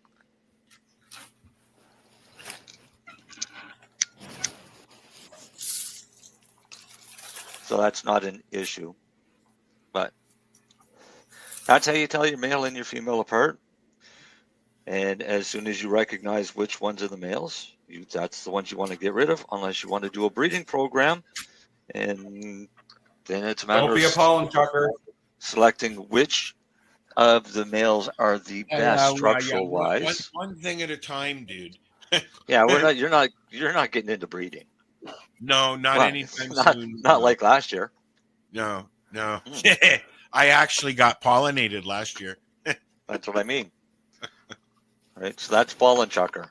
I had never seen that before, but I had been told, blah blah blah, and so I went in and I cut them down, and I didn't put a bag over them first, and literally the minute I touched the plant and went snip, they went poof. I go around 3, 2, and look at my neighbor's plants to make sure they don't have males. Because that pollen will go for like a mile. I grow outdoors, man. So yeah, I'm gonna. I as don't soon as like it warms having up a little bit, pollinating happen.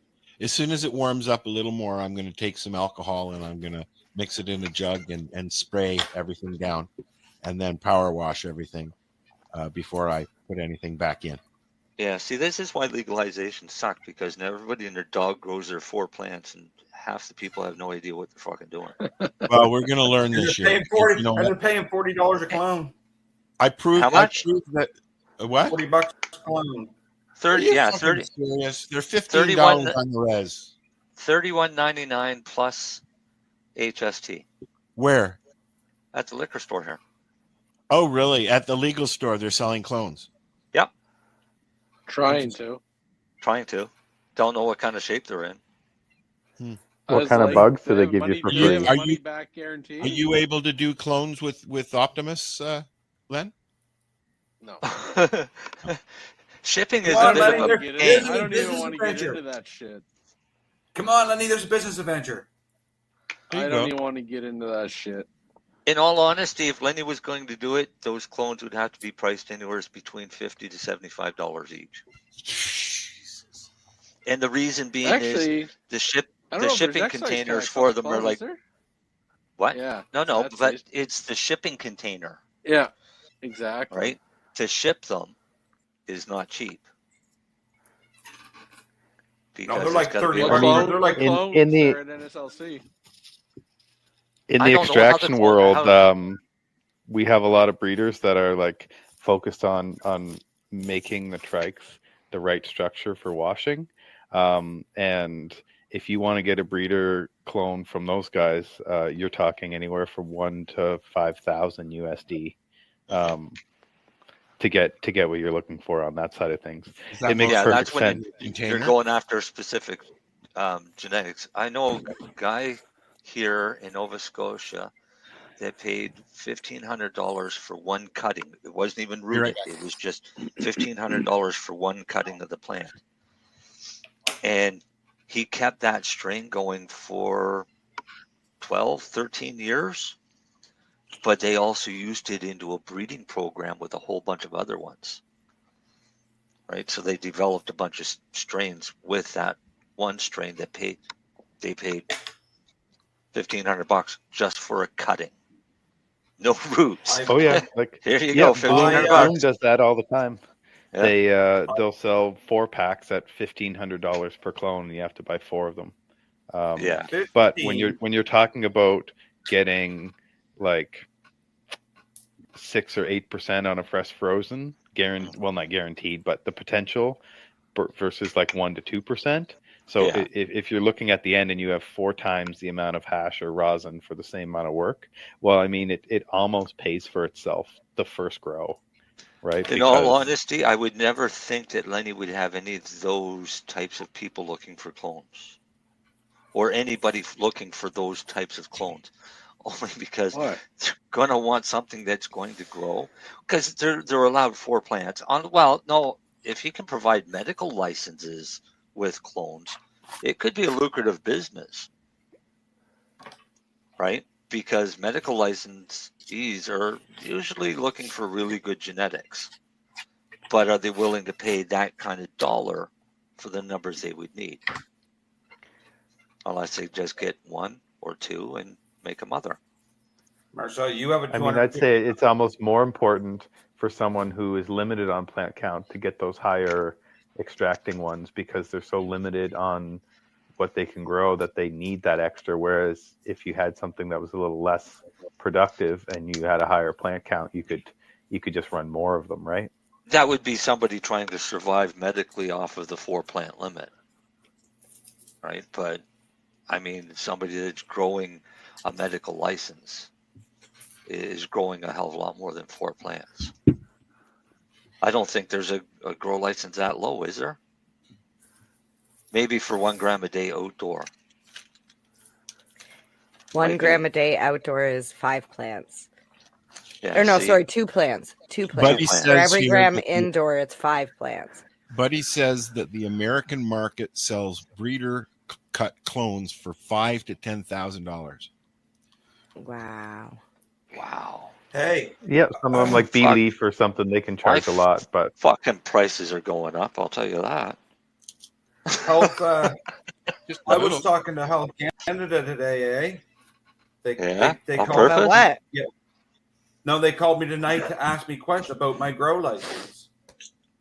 Why? Oh, that's interesting. What questions did they ask?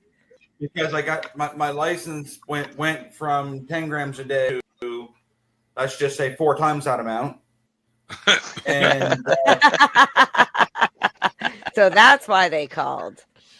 And my plant count went up, and they asked me a bunch of questions. Asked me where the grow was, what I was doing, if I have any overages, what I was doing with them. And I said I don't plan to have any overages because I turn everything into oil. When you understand how that process is made, this is why you need an amount of cannabis. And that shut her right up. She was asked that question, and she told me that I should expect my license within 1 to 2 weeks in the mail. Awesome. Cool. Yeah, it was just ironic. They called me though. That's kind of cool that you totally admitted that you were breaking the law, and she's letting you.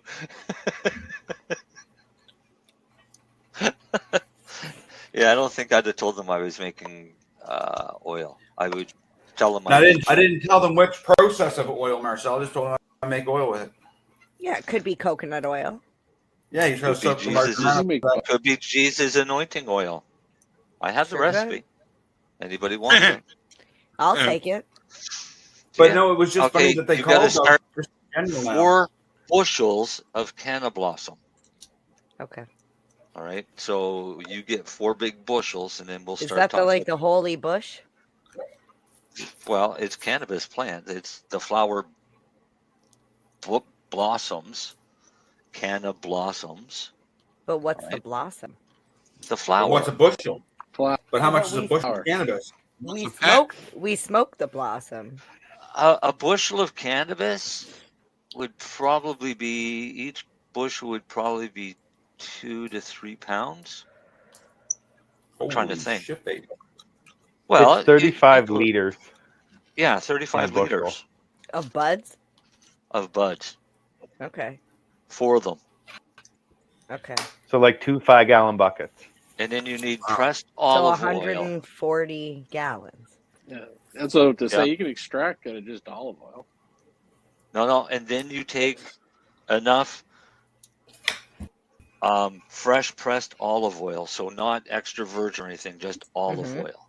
Yep. And then you put that into enough to cover it, stir it, and then add in your other things. Okay. So you can make it on a smaller batch. Yeah, but it's not the recipe.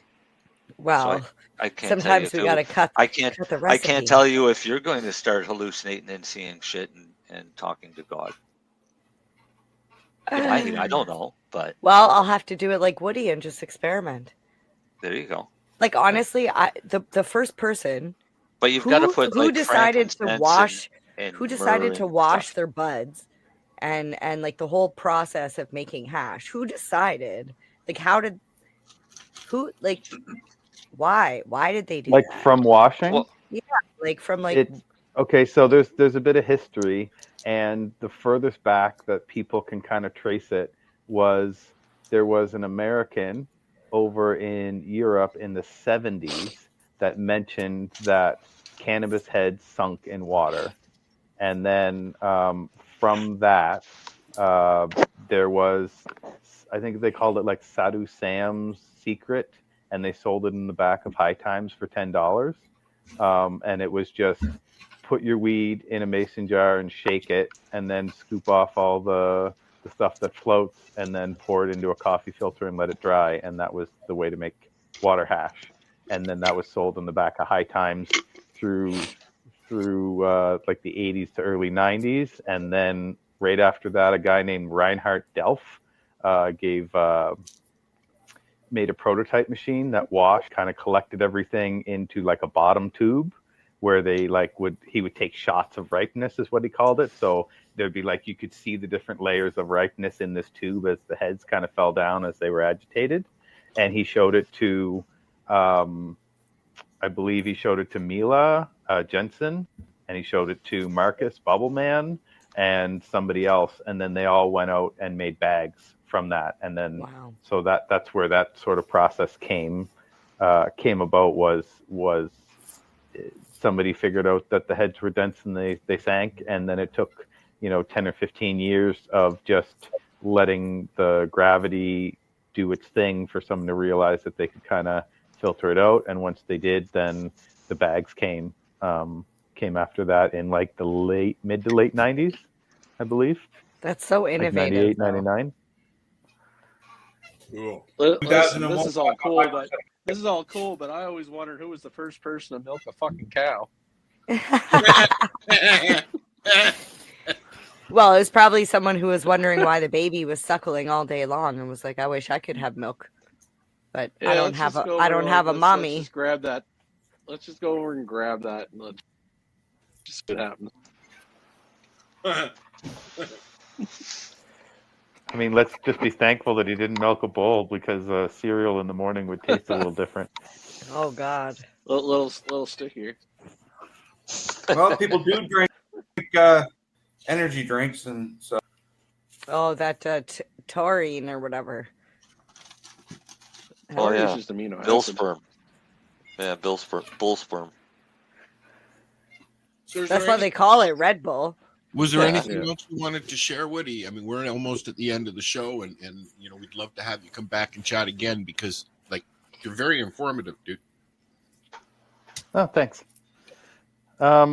I mean, there's not really much. If you guys had questions, I mean, I could probably talk for 6 hours on Yeah, just we one could aspect too, of but we dry don't. sifting, right? So, yeah, just if anybody's interested in sort of a extraction, there's lots of great videos on YouTube by like Frenchy Cannoli is a great guy to look into. And then on the dry sift side, like there's a fellow called TanHat710 on Instagram. He's probably one of the best dry sifters out there as far as static tech goes. Sambo Creek Filtration is doing some really cool stuff. But or you can find me on Instagram and reach out, and I'll What's your point you in Instagram the right again? direction. #_rookie. Yeah. Cool. Yeah, and it's a picture of a little temple ball. That was actually my hash porn entry for the Frenchy Cannoli contest year. So I ended up winning one of the judges' choices with that photo. So it's not a real hash competition, but it was fun. I got a nice sweater out of it. So Buddy is asking here, has Woody tried the Buckner funnel? Yeah, I've tried it once. I've seen a lot of other people. I also talked to Jesus, I can't remember his name now. But the fellow that invented it. To talk to Jesus? Right? No. But I can't remember the guy who invented it, but I talked to him for a while on Instagram about it. It's fine for small amounts, but when you get into the more than a couple ounce range, then it's not really for people. So if you're washing 5 or 10 pounds a day, you're better off to just get a freeze dryer or air dry it. But if you're doing a 10 or 12 gram run or something like that, and that's your end product, a Buckner funnel is a great way to get that a little bit quicker than normally. It still needs to be air dried, but it can help. It just depends on how delicate your heads are, because there is a little bit extra pressure there, and depending on how much you're running, you can actually do some rupturing. Essentially, it's just a filter on top of a beaker with a vacuum underneath, and it sucks the water out of the hash. Not fully, but can speed up the drying process a little bit.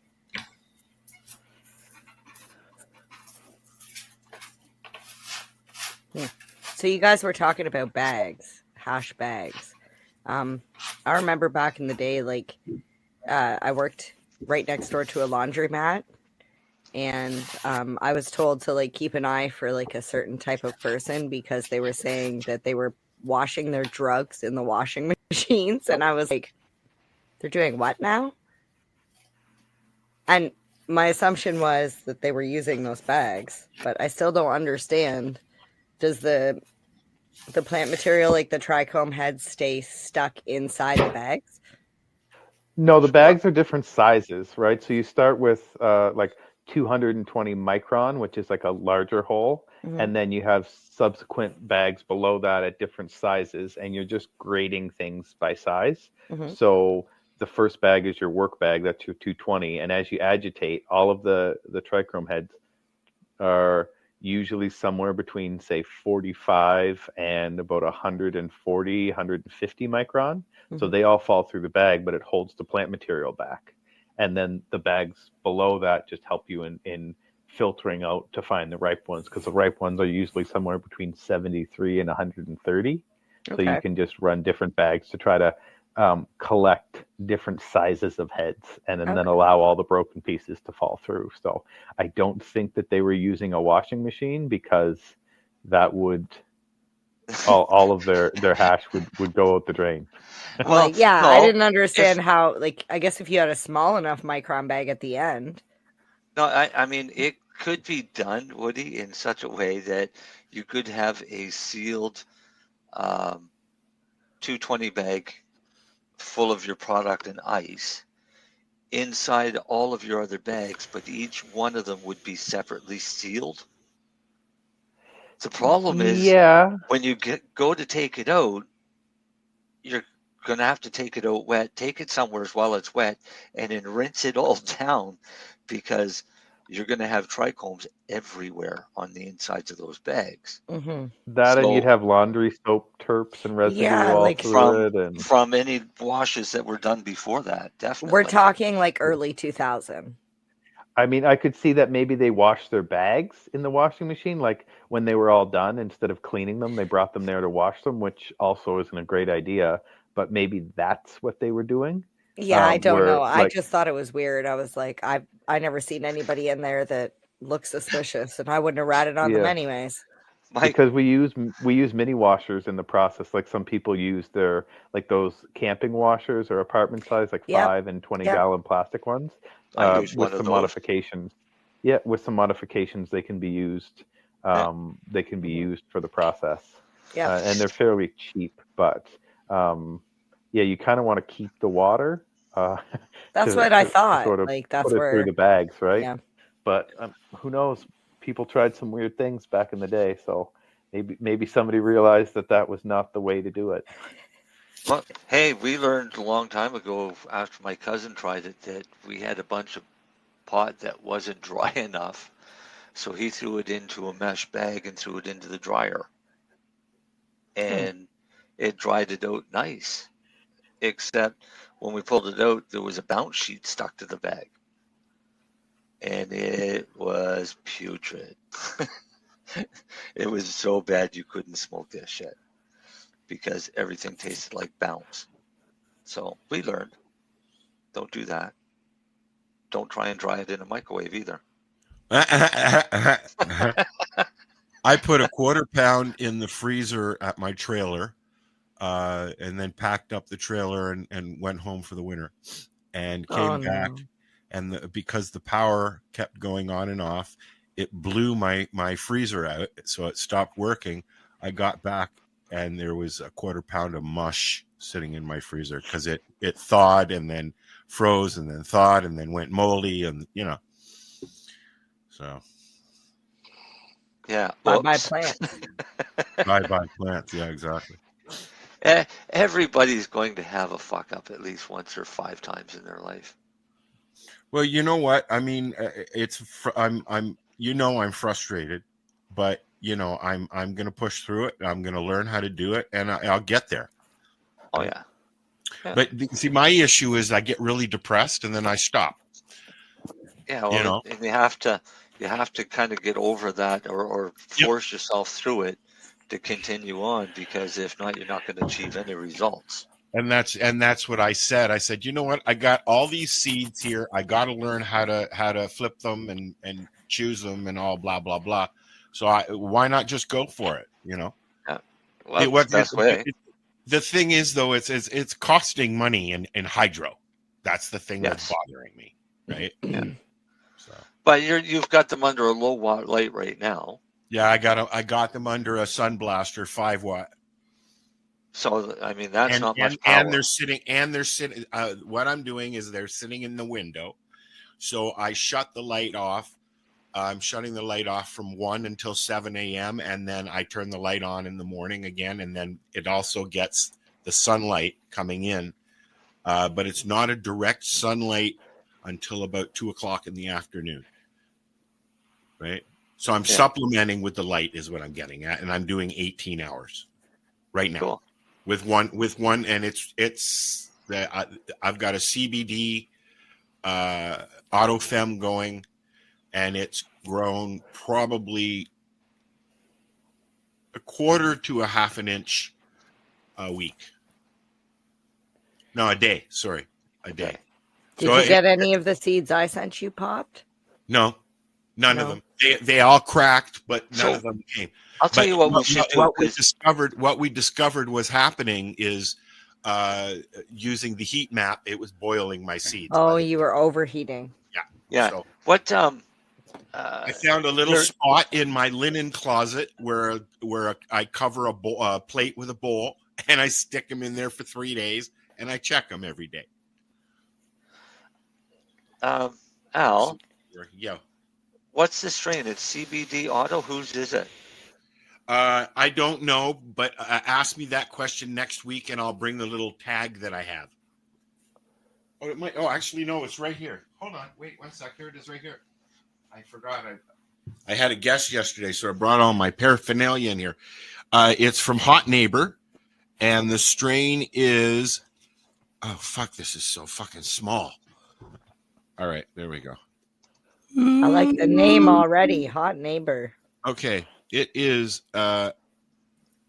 Homesteader F1, which is Grandpa's stash, crossed with Auto Blue Mammoth, crossed with No. Go back to the first name.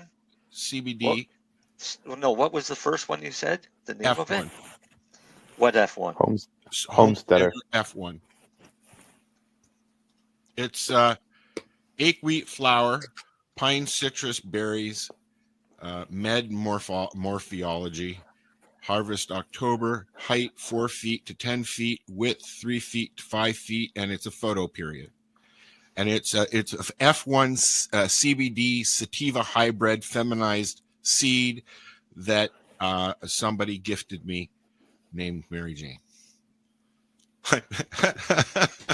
Okay. So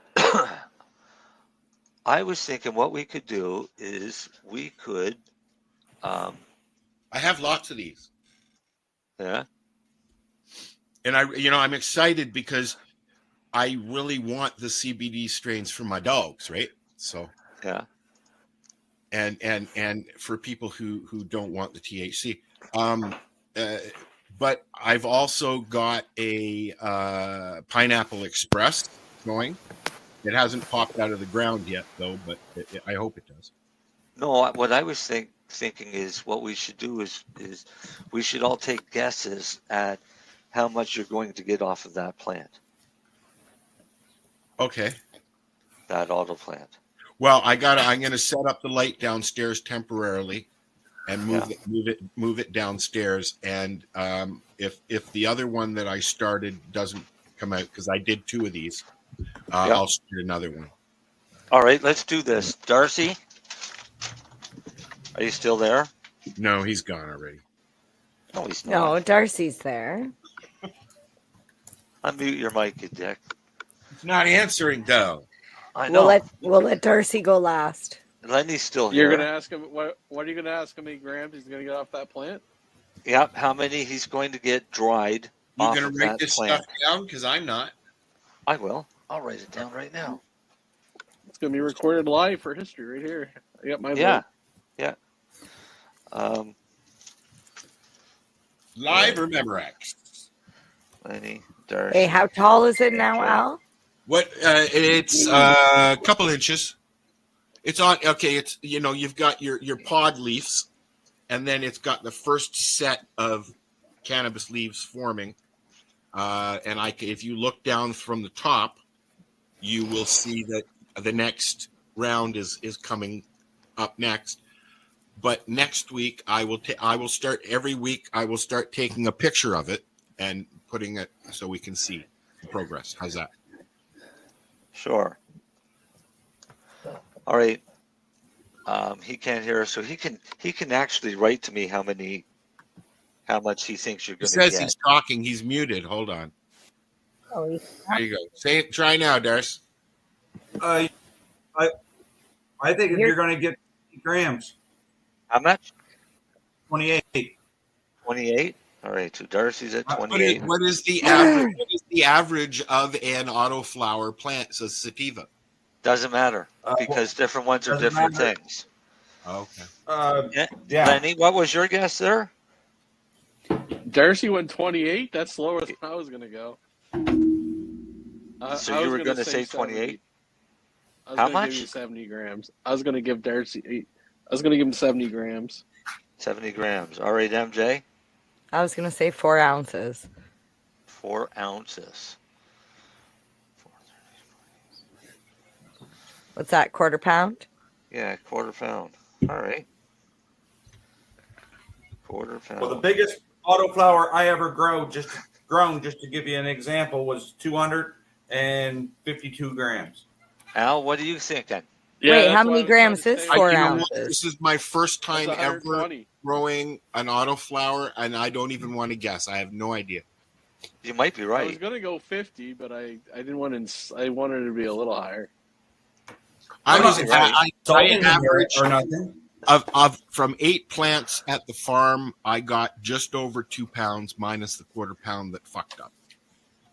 All right, but take a guess of what you think you might get off of this plant. Ounce or two. What size pot? I'm using a auto pot system, and so I've got, I think they're 12 ounce. 7 gallon. Yeah, I think so. 7 And it's been in that pot since the very start? 15. I haven't started. They haven't. They're just starting, but it will be. Yeah. So you have them in like a solo cup right now? Yep. 1 or Don't 2 take this the ounces. wrong way. I'm going to say 15 grams, only because I've run autos a bunch, and I never get the timing right, because once the roots hit the bottom, they start to flower. So, Is that when they start to flower, right?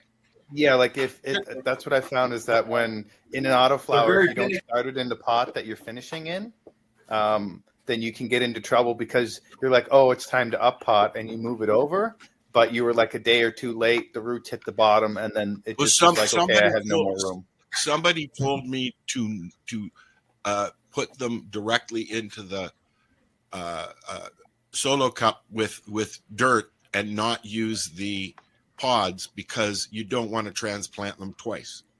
An auto. No, you don't. No, but it's good don't want practice to fuck with that root system. if you haven't messed All right, with them a lot and you don't know them well. I would suggest putting that in the final pot as soon as possible, because I've got my timing wrong on almost every auto I've grown, and they look like they're going to be great, and then I'll get like 12 grams off them because I've stunted them and they've already gone into flower like early. Well, I'm going to set up a light and the pot there, at least one pot temporarily, just to get it started. I'll put it into a room that can go dark when I need it to. Can I change my answer? No. I want to say 0 because I think he's going to kill it before he gets anything. Thanks, bitch. Actually, since in all honesty, since the quarter pound was so fucking ridiculous, because there's no way he's getting a quarter pound off a CBD plant, I'm gonna put your 0 down. Okay. So you're at the 0. Al didn't. Is this like the closest without going over? Because I might win. I don't know. Well, I want to change mine down to 20 now. Woody's at 15. I was thinking 50. I got faith in you, Al. Put me 50. Okay, you're going to 50. Thanks, Len. I'm going to. That was my original number. And well, also remember these are going out.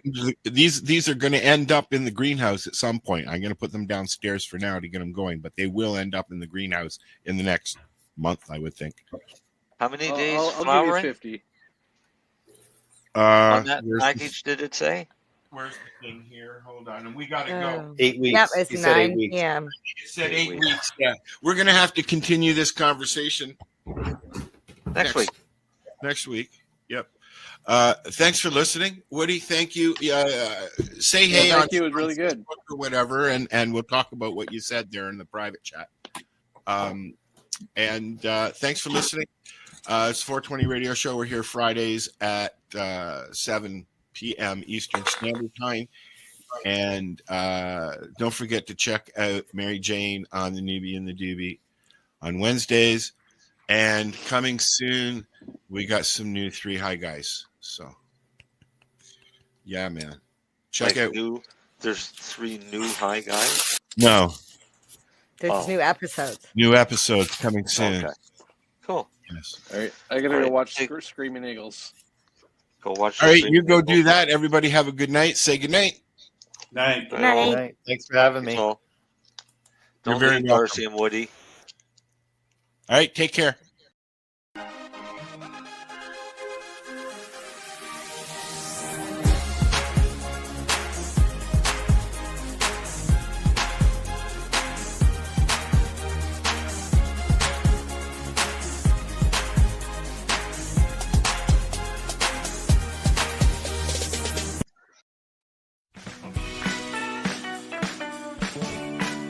Hi, I'm Timmy. And I'm Mary Jane. He's the newbie. She's the doobie, and this is the show where we tote cannabis. Talk. From both sides. Is that even possible?